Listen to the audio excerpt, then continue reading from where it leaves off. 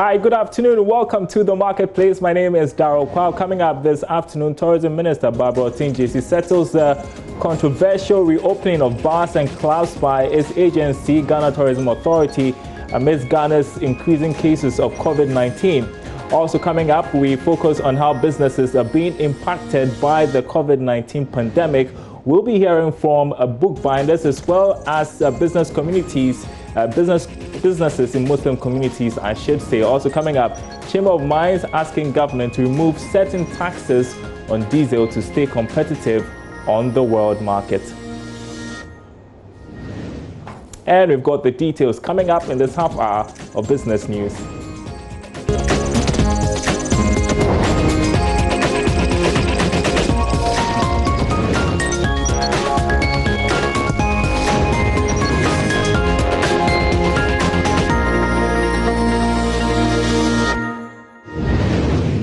Welcome back. In our first story, the Ghana Chamber of Mines says it's burdened with several taxes on the price of diesel that makes Ghana's gold business uncompetitive on the world market.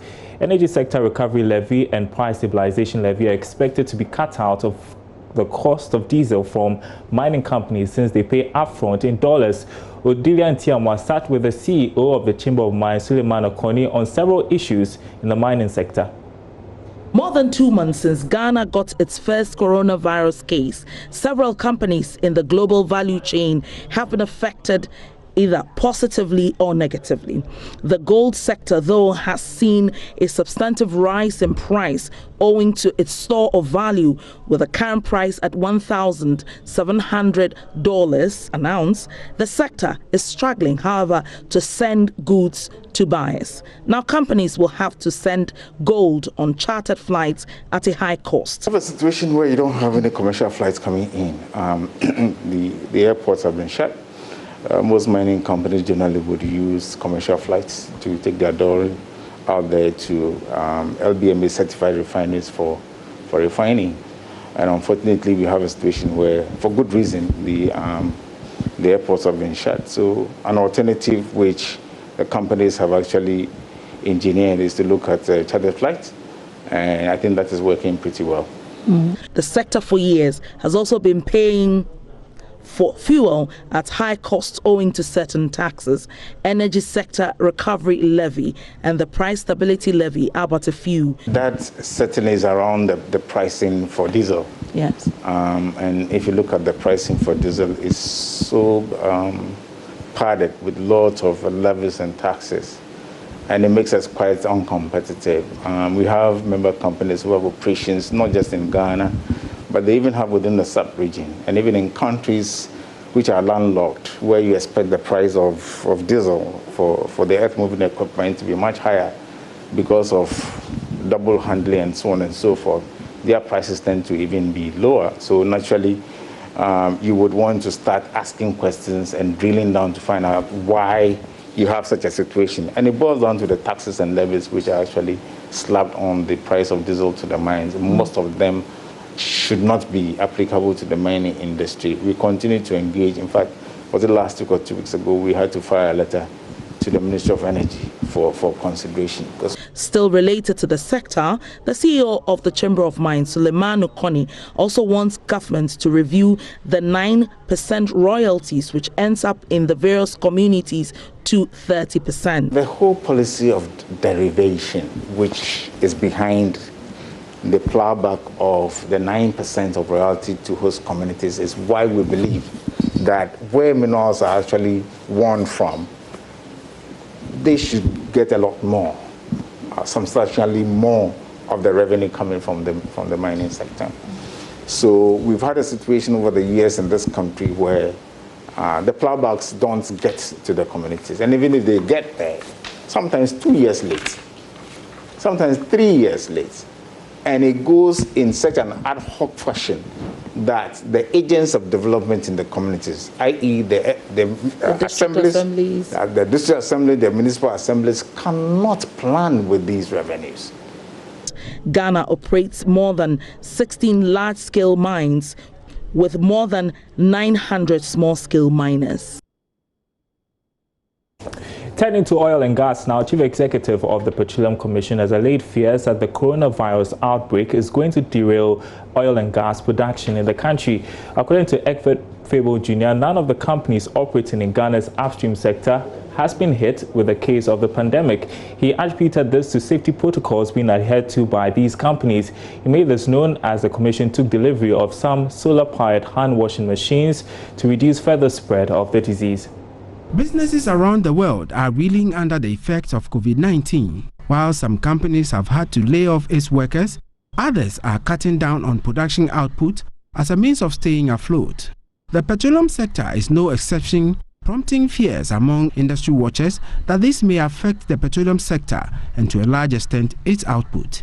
CEO of Ghana's Petroleum Commission, Aboagye-Wiafe, says measures are in place to ensure the sector is not affected. So far, I'm able to report that the companies, you can mention the Talos, the ENIs, the Yensens, the Modex, they operate the FPSOs and what have you.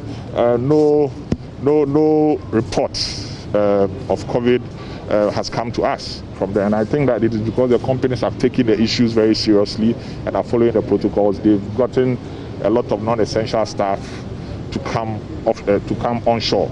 And so I think that the numbers, even offshore, have gone relatively low, just to ensure that COVID, does not first of all come offshore and then spread. Is it affecting the output? No, not in any way. For the companies that are producing oil, the reports that we have, the interactions we have with them, there's no effect on production. Production is on course. The Commission took delivery of some solar-powered hand-washing machines to reduce further spread of the disease. He says they are putting measures in place to ensure the safety of its workers. I think that like every other institution in the Republic, COVID-19 has affected us. But I want to say that it hasn't stopped us from working. We've followed the protocols, we've followed the directives of the President and the Ministry of Health, Ghana Health Service, and other, related institutions and what they have to offer. And I must say that so far, so good. Petroleum Commission, we are rotating staff. We all kinds of, the Public Services Commission has also given certain directives which we are following. And so far, like I said, so good.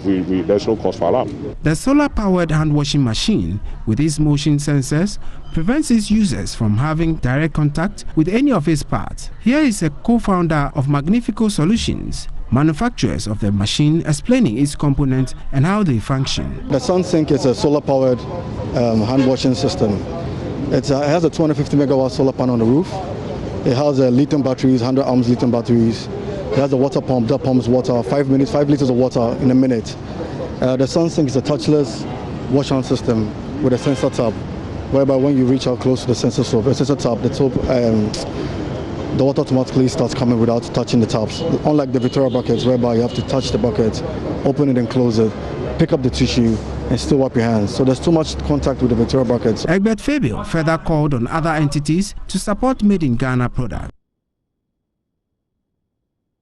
To one of our top stories this afternoon, the Tourism Minister, Aboagye-Wiafe, has been emphasizing that drinking bars and clubs remain closed as the country tries to tackle the coronavirus pandemic. She was responding to an earlier statement from the Ghana Tourism Authority, which gave green light to drinking bars to operate alongside hotels and restaurants as government considers options to reopen the economy. Here's the minister addressing the press today. The Ghana Tourism Authority, per directives issued to the hospitality industry, inadvertently eased up the restrictions applicable to the industry by indicating that food chains and restaurants could operate sit-down services by observing social distancing protocols. It was also indicated that drinking bars could operate and also comply with social distancing protocols, but nightclubs would remain closed. However, we wish to clarify that further to the directive of His Excellency the President regarding the extension of the ban on public gatherings, the status quo remains the same, which means that bars, drinking bars and nightclubs remain closed. They cannot operate. Food chains and restaurants, including restaurants in hotels, can operate takeout and delivery services. This means that you can go to the food chain like Aboagye or KFC, order your food and carry it away and have a meal in your home. Or you could go to a restaurant, order a meal and carry it away. On the other hand, you could also take advantage where they have delivery services to place a phone call, order your meal, and it will be delivered to you at home and you can enjoy your meal. So this is a clarification that we want to bring to the public and to the industry, and we hope that they'll ensure compliance with these clarifications. Now, with schools temporarily closed, it means most bookbinders are out of business and hundreds of workers risk losing their jobs. As we continue to take stock of how the COVID-19 pandemic has affected businesses, Joy Business takes you to one of the popular hubs for bookbinders in Accra, where work is at a standstill. Aboagye-Wiafe, a suburb of Accra. On a normal day, this part of town bustles with activity. Is one of the major hubs for bookbinders. We have come to meet Nana Kweku Nchiboisiako. He is chairman of the Bookbinders Association. He has been in the business for about 30 years, since the 80s. Those times was the best times. White man would say the good old days. From 85 where I started mine, we were about 5, and then now we can boast of about 2,000 people as we speak now. Every street has a bookbinding factory, and chances are that every home you see belongs to a factory owner or a worker. Before this COVID-19 will hit us, we do the production. We have orders from the schools and then from the open market as well. Some supply Kumasi as far as Tamale, and some to supply. The major ones supply at Okanshin, where we have the major stores that takes our books, and then Kofodia. Let's say across the country, the length and breadth of the country. We do supply everywhere. But COVID-19 has changed everything.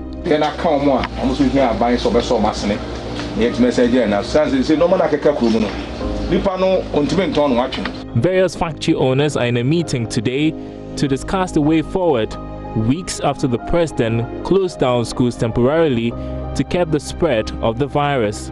We work hand in hand with GES. So any measure that GES will take, it goes against production of books, notebooks, and all that entails to a school, to give it to a school, it definitely affects them. So now that the COVID-19 has come to stay for some few months that we are fighting, battling it out, it has let the business go down because we can't manufacture. The pandemic came at a very bad time, Nana Kweku tells me. The month of May is usually when production is at its peak. Now there's nothing to do. Nobody to produce for. If you manufacture now, where are you going to sell it? Before this thing happened, we have already done a lot of books to the market where we haven't gotten our money. So even to raise capital to buy material to start business now is a big problem for us now. That's what we are thinking of. How to even get money to start the business when this epidemic is over. Even where to get the money to start afresh is the problem. Because when you go to the market, they will tell you haven't sell your books.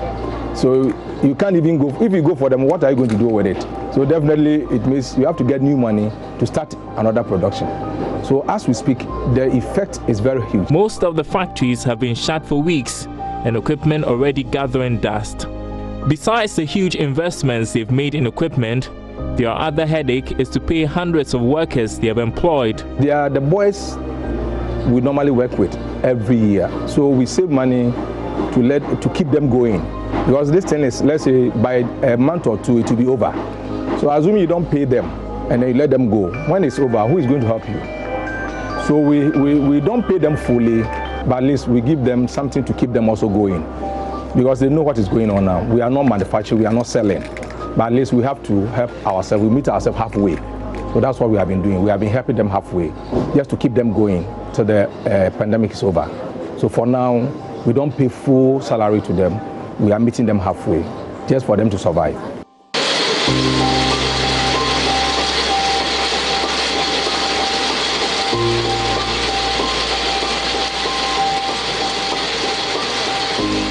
For how long this can be sustained, Nana Kweku can't tell.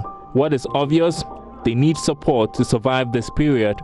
We've heard that they brought in some measures that they are going to help the small-scale industries. I heard it on a radio and then on a TV, and they are yet to launch it. So that's what we are also praying that will be factored into it, that if there's any helping hand, they should also turn back and see those who work with the schools, because other factories are, since the lockdown has been lifted, other factories are working. But since we work with the school direct, we cannot work because schools are not open. So when you do the books, where are you going to sell it? So if financial support will come, we are begging the government to also put us into consideration and see how we are going to be able to stand on our feet again, because now we are down.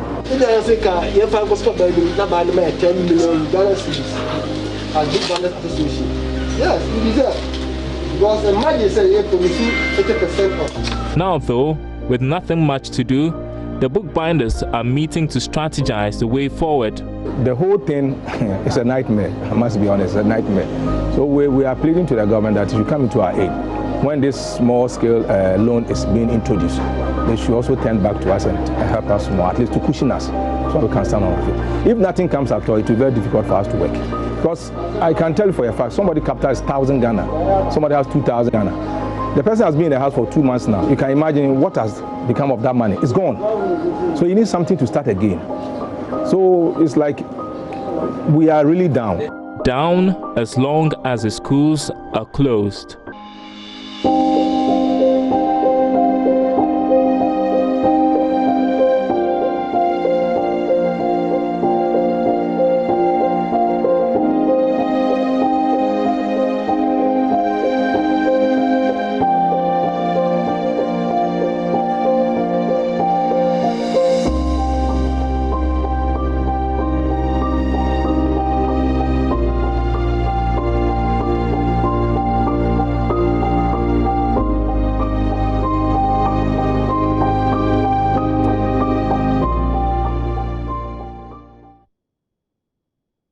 And we want to take you next to the Ashanti region, where business operators in Muslim communities have been badly hit by the suspension of this year's Eid al-Fitr festival due to COVID-19. Dealers in clothing and cosmetics are recording virtually no sales in an otherwise windfall season. Nana so Mensa has visited some commercial hubs and service centers and filed this report.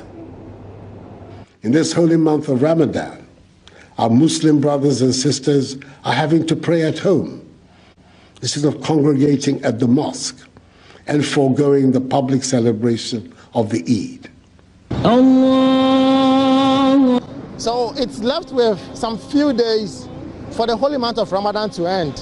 That is for our Muslim brothers and sisters to end their fasting. On a normal day, businesses within the Muslim-dominated communities take their peak. But now the story is different. So we are here to speak with business owners and shop operators, especially those who sell Muslim clothing and cosmetics, how they are keeping their business afloat in the face of the COVID-19.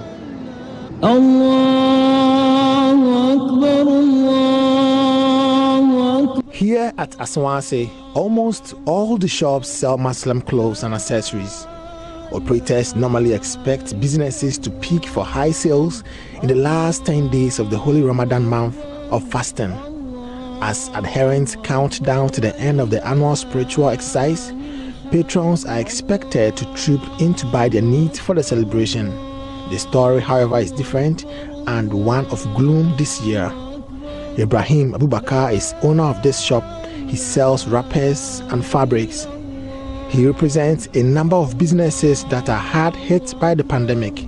Last previous weeks, we've been trying, like they are buying one, you understand? But when was that? Is it Sunday? The moment the president announced that we can't do the distance, Salah, so the distance has stopped. Nobody is coming for it again. Yeah, so that's the main problem right now.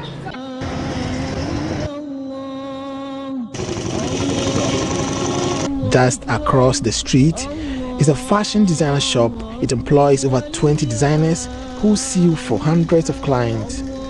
These empty seats here are supposed to be occupied by designers who have been asked to stay home because of the drastic dip in sales. My name is Hadi. I'm a fashion designer. So, since morning, look, if it is last year, by now we are sleeping inside the store because of the job. But this year, look at our store. It's empty. Nobody even carry their goods, even children. Their parents will come. All this one that you are seeing that we are doing is for those who can afford. You understand me? If not, nobody came. So we are suffering. Players in the value chain are suffering same fate. The situation here at one of the biggest boutiques in Asawase is no different. Hajia Ramatu complains she's had to shelve more than half of her stock as expectations to make big sales is now a mirage. Last year and this year, no, comparing to last year to this year, the business is not going on. Among female youth, one hardly celebrates the Eid without plaiting their hair. These hairstylists have not received any clients since last Monday, a situation they say is a direct opposite of what happened in previous years. My name is Aisha Adam. I am a hairstylist. This is the place I work. Those people who came here to come and plait their hair, they are not coming because of the sickness. We don't have, the customers refuse to come. Uncertainties about when the COVID-19 pandemic will be over has really compounded the impact on commerce, trade, and social life. Every facet of businesses, especially those who operate within the Muslim-dominated areas, have really felt the pinch of the pandemic, especially in the face of the Ramadan amid the Eid festivities. My name is Nana Asansumensa, reporting for JoyNews. And as you're being told, coronavirus is going to be with us for quite some time. You can imagine what that means. That's it for the marketplace. Thanks for watching. My name is Daryl Kwao. More news on our website, myjoyonline.com/business.